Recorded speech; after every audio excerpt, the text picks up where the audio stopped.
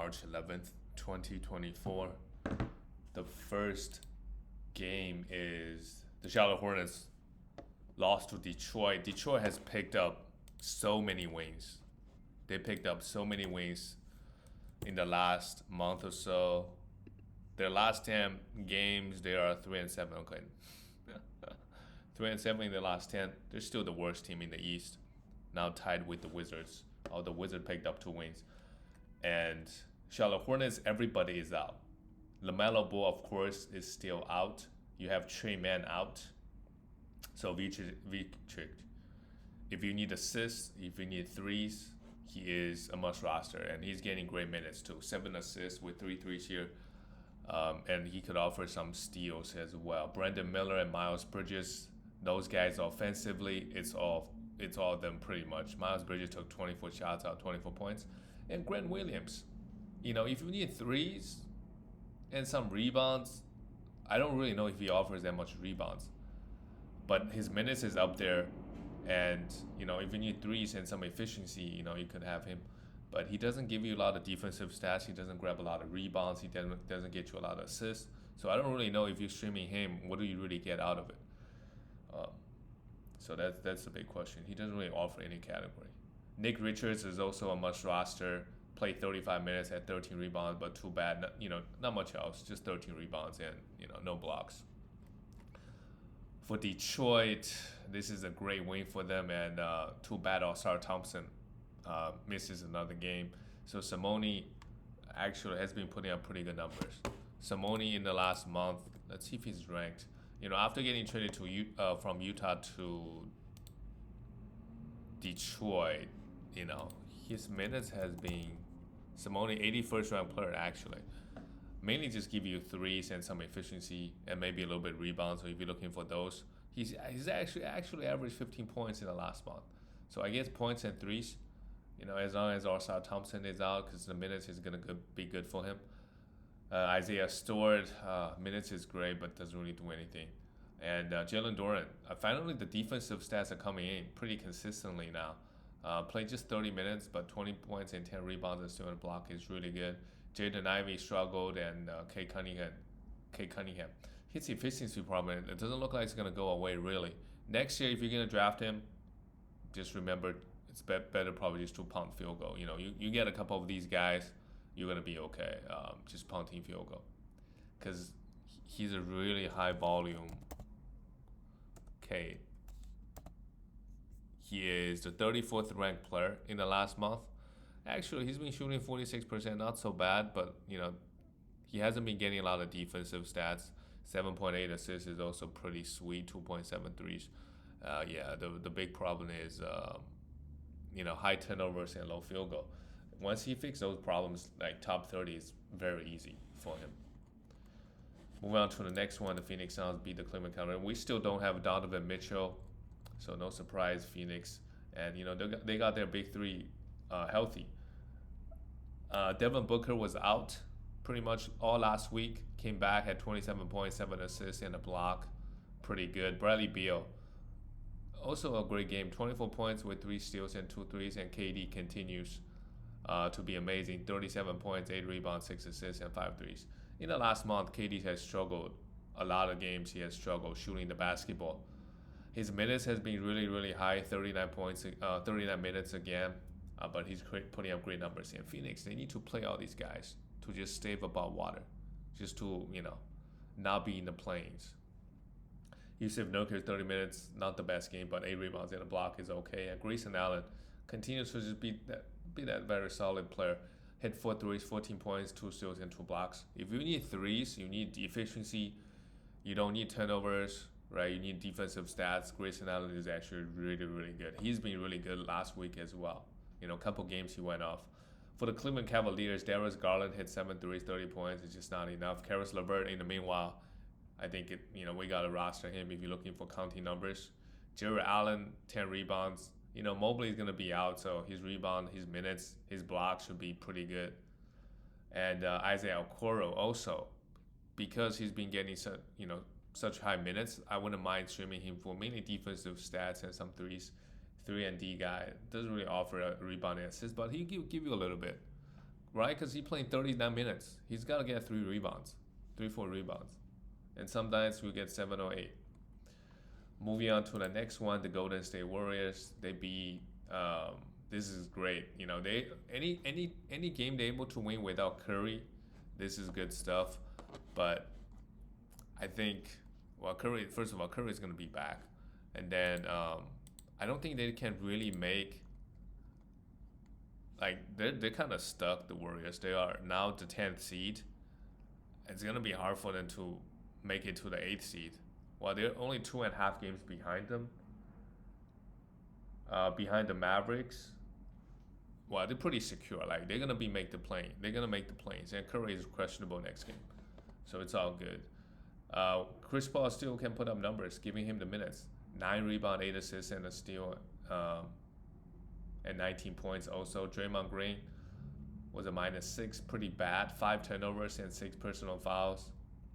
Draymond is wildly inconsistent. I think we all know that. Also, this game was against Victor Wembanyama, so he probably needs to commit a lot of fouls. Klay Thompson, another bad shooting night. This is just a norm for him at this point. Kuminga had a great game offensively with 22 points and a steal and a block. And we have Pajimski come off the bench, but it doesn't really matter. He got 34 minutes, put up great numbers. Like he's always a great streaming option. He gets a lot of rebound, gets some good assist, right? Don't get a lot of defensive stats, but rebound assist pretty solid. So you could also stream him if their schedule is great. I don't think he's a must roster if Curry does come back. For the Spurs, Victor Wembanyama struggled offensively with his efficiency. 10 for 25. He took 25 field goals. That's a lot. Had 27 points, a steal, and 2 blocks. Overall, not bad. Not a bad night for him. 14 rebounds, but efficiency, yeah. If Draymond Green is guarding you, he's gonna make it dirty. So, not all that surprising, to be honest. A rookie struggle offensively versus Draymond Green, even though he's got 10 inches on him. Actually, 12, a whole foot on Draymond. Draymond is only 6'6". Victor Wembanyama is 7'4". Yeah. Devin Vassell hit 5 3, 17 points. Must roster. I think we all know that. Trey Jones had 7 assists. Jeremy Sohan played 20 minutes. Just did a bit everything. Jeremy Sohan is a great streaming option for all the peripheral stats. Rebound, assist, steals, and blocks.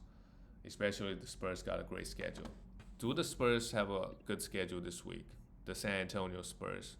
They do have 4 games. They start off the week with back-to-back. So Sohan will be a great stream right off the bat. Same thing with Keldon Johnson. If he's on the waiver wire, you need some points and threes, stream this guy, right?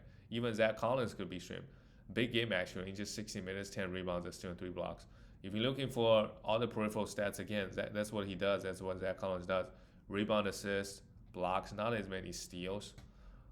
But that's a unique combination, right? If he can offer some blocks, that's always great. Move on to the next one. The Dallas Mavericks blow out the Bulls 127. Luka is just putting up ridiculous numbers at this point. He's the second-ranked player in the last month. Victor Wembanyama is first because he got 5 blocks, which is kind of unfair. And how about Daniel Gafford and Derek Lively? Both centers combined missed for 1 shot. Daniel Gafford, big game, 20 points, 7 rebounds, a steal, and 2 blocks. Him and both. Okay, this is the game against the Bulls, so the Bulls go big. There'll be games where Daniel Gafford and Derek Lively, none of them get over 20 points, and they don't do anything. So they do have a back-to-back coming up, I believe. So you could stream both guys, but after that, if you don't need big man stats, obviously both guys are a drop. But both guys played amazing. Derek Lively actually played better than Daniel Gafford. 2 steals and 2 blocks, 22 points and 7 rebounds. Luka struggled a little bit offensively, but had 14 assists, 27 points. Kyrie Irving, not the best game, but the 2 centers just had crazy efficiency. It didn't really matter. PJ Washington had 7 points, 2 steals and block. Yeah, actually, because it was a blowout too, so everybody's kind of quiet. Other than the 2 centers who play super well, and now Tim Hardaway Jr. just doesn't get it. That also tells you how much Rick Carlisle really trusts him. They were giving him minutes because they had to. Now both guys are healthy. He's just not getting the minutes. I think a lot of his skill set is just redundant when Kyrie and Luka. He's not that efficient of us. Tim Hardaway Jr. Is he ranked? He's not ranked, so no, I'm not gonna bother. But he's not that. He's very streaky, so they don't. They rather play PJ Washington that offers a lot more on the defensive end. The next one is the Raptors. It was a comeback being by Denver, but some of these guys, they're really amazing. Kelly Olynyk, 24 points, probably a top 10 player, a top 20. I look at him as a top 20, top 25 player. Kelly Olynyk, is he ranked? Yes, he is. In the last month, just 85th ranked player, but 23 minutes. I think now moving forward, he's a top 10 player pretty comfortably moving forward. He offers so many different categories. And Grady Dick also could be a streaming option. As this game, we can tell that he can hit threes and he can get assists. And he gets 36 minutes. And the Raptors' schedule moving forward for the rest of the week is okay, right? They still have 3 games left. So some of these guys you can start streaming on Wednesdays. Same thing with Bruce Brown, Their point guard, who is their point guard? Gary Trent Jr. was out this game. Chris Boucher, yes. Oh, Emmanuel Quickly. So as long as Emmanuel Quickly is out, I think Bruce Brown is a very safe stream for all the peripheral stats. He's going to give you everything.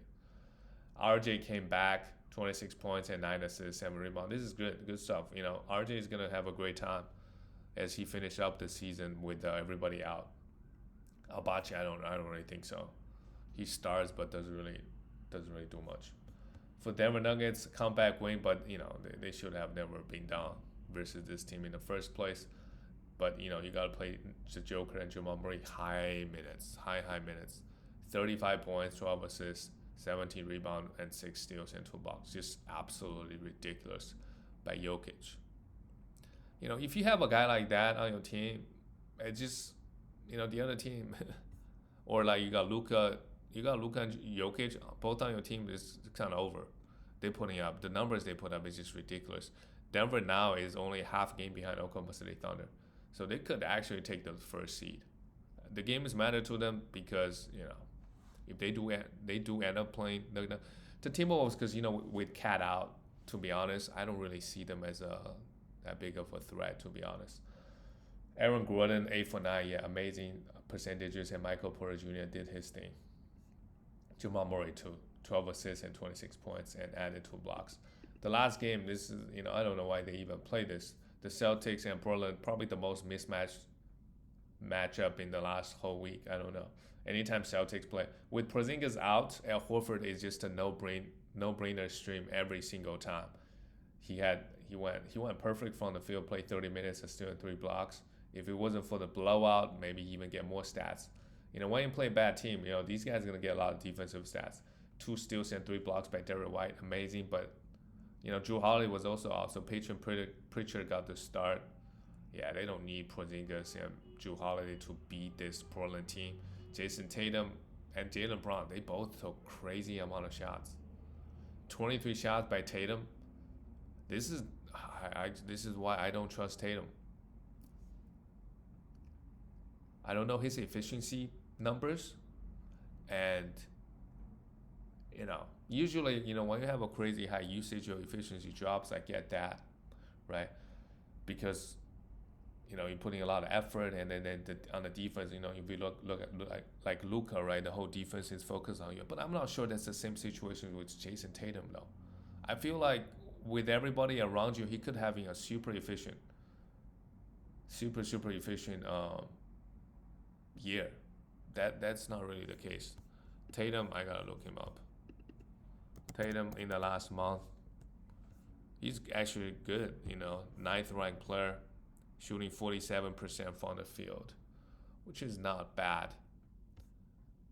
42% from 3 as well. So he actually had a really good month. On the season, I gotta see. I'm just curious about his efficiency numbers. Jason Tatum on the season, he's the 13th ranked player. Played 61 games, that's actually huge too. Yeah, 37%. So his efficiency is actually okay. Um, but given the talent around him, and he only shoots 47%. Like Donovan Mitchell is shooting 47%, and he's got 8, 6, 7 inches on Donovan. Right? If you look at all the superstars, they all have like Luka is shooting 49% and 38% from three, while he had way higher usage than Tatum. So I don't know. I think in the playoffs his efficiency always drops. It just always does. You know, Jalen Brown 13 for 29. This is also not good. But Brown, I think overall has a better. Let's check out his efficiency. Yeah, Brown is shooting 50%, but he's a worse 3-point shooter than Tatum. But field goal wise, he's a better. You know, he can finish better than Tatum, I think. All right, moving on to the Blazers. Yeah, I mean, well, they finally started Scoot Henderson. And if you're not afraid of losing field goal and turnovers, he's a great option. Just let him do his thing. 13 points and 8 assists is okay. 6 rebounds. If you ignore the turnovers and the low field goal. So I would roster him if that's the case. Anthony Simons, with him on your team, your field goal is going to take a big hit. 3-3, 17 points. But, he's still playing. DeAndre Ayton, meanwhile, has just been an absolute beast in the ever since he came back. Ayton in the last month, let's see where he's at. He's the 10th ranked player. This is what we envisioned Ayton all these years when we draft him third. Is give us 20 points and 12 rebounds, right? And a block, and he didn't even give us a block in the last month. But because he's shooting 63% from the field, super efficient. If he can get his block numbers up, I think, next year, second, third round player is easy. No worries. Jeremy Grant came back, had 14 points. If you need threes and points, he doesn't even shoot them. If you need points, really, Jeremy Grant, if he gets dropped on in waiver wire, you could have him. But at the end of the day, he doesn't really offer that much. Matisse Thybulle, you can always stream for some defensive stats. That's it, guys. I'll see you tomorrow.